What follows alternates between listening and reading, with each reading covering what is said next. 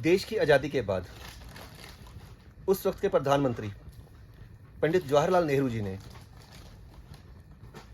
एक खास चीज़ पर रोक लगाई थी और वह थी बलि प्रथा के ऊपर, जिसका सीधा सीधा संबंध तंत्र से था। तंत्र को लेकर बहुत सारी कहानियां हैं, भ्रांतियां हैं, बहुत सारी क्यूरियोसिटी है और ऐसा भी कहा जाता है कि परमात्मा से मिलने का यह सीधा रास्ता है। ये सरल भक्ति से हटके एक तरह से प्रोटोकॉल है। आइए हम पूज्य गुरुदेव से जानते हैं, जैसे पिछले एपिसोड में आप देख चुके हैं और पूरा विस्तार हम बता चुके हैं कि तंत्र क्या है। गुरु जी, तंत्र हमारे जीवन के लिए कितना जरूरी है या एक साधक के लिए कितना जरूरी है, और तंत्र का प्रभाव हमारे एक आम व्यक्ति पर कहाँ कहाँ नजर आता है? देखिए, तंत्र हर जगह के ऊपर तंत्र की जड़ें समाज में हर जगह पर है, अलग अलग संस्कृतियों में, प्रत्येक संस्कृति में। यदि एक माँ अपने बच्चे को काला टीका लगा रही है, एक आपके हाथ में कोई रक्षा सूत्र आप बांध रहे हैं, अपने पाँव में बांध रहे हैं, कोई तिलक लगा रहे हैं, कोई आप मिर्चों से अपना उतारा कर रहे हैं, आप नया वाहन खरीदते हैं तो आप एक नारियल की बलि देते हैं, या मंदिर में जाकर आप दीप दान कर रहे हैं, नारियल की बलि दे रहे हैं, नींबू की बलि दे रहे हैं, या इस तरह की जितनी भी प्रक्रियाएं हैं, यह सभी तंत्र का अंग है। आज के समय में तंत्र को बहुत ज़्यादा बदनाम कर दिया गया है और तंत्र का एक बहुत उसको विकृत कर लोगों को तंत्र को दिखाया जा रहा है। तंत्र के पुरोधा स्वयं भगवान शिव है।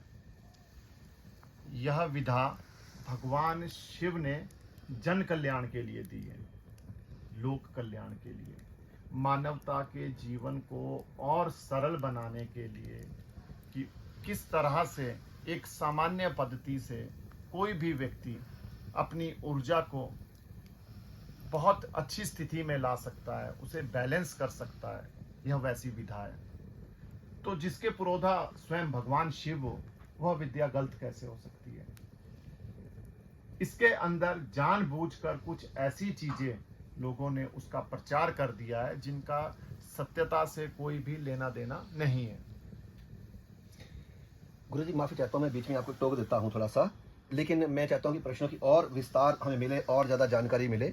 जो तंत्र का एक साधक है, तंत्र का जानकार है, क्या वो एक आम आदमी का, जो आम व्यक्ति का जो जीवन है, जो उसे कर्मों के अनुसार मिला है, क्या उसमें थोड़ा सा हेर फेर कर सकता है, उनके जीवन को ज़्यादा सरल कर सकता है, जिन्हें लायक उनके अगर कोई समस्या है तो? इसकी एक क्या तंत्र को हम यहाँ तक सोच सकते हैं या तंत्र इससे आगे बहुत आगे तक है? तंत्र बहुत आगे तक है।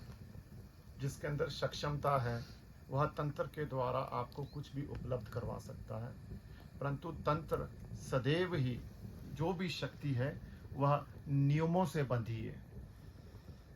नियम से बाहर जाकर कोई भी तंत्र की क्रिया आपको लाभ नहीं देगी। और यदि आप तंत्र का दुरुपयोग कर आप बलपूर्वक लाभ लेने की इच्छा रखते हैं तो कुछ समय उपरांत आपको उसके बहुत सारे आपको उसकी हानियां, उसके दुष्प्रभाव, उनका भी सामना करना पड़ेगा।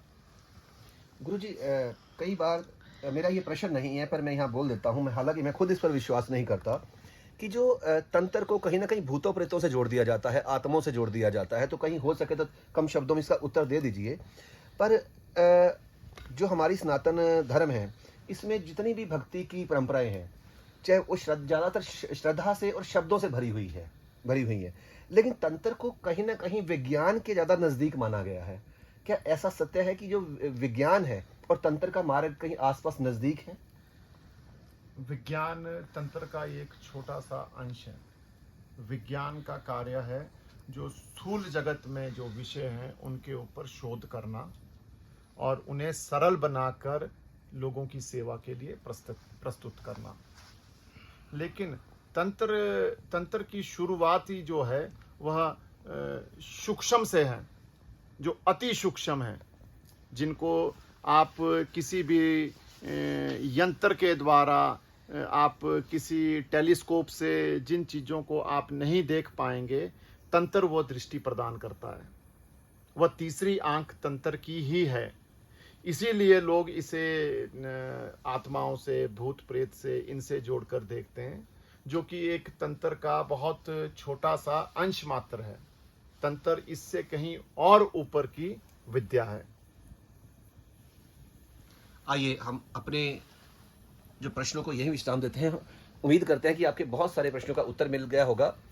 आपको अन्य प्रश्नों के अगर उत्तर जानने हैं तो आपको आना होगा जिला सिरमौर में, सोलन के नज़दीक एक पहाड़ी पर गुरुजी का स्थान है, और आप यहाँ पे आइए, काली मठ स्थान है, और यहाँ आपके प्रश्नों के उत्तर आपको जरूर मिलेंगे। नमस्कार।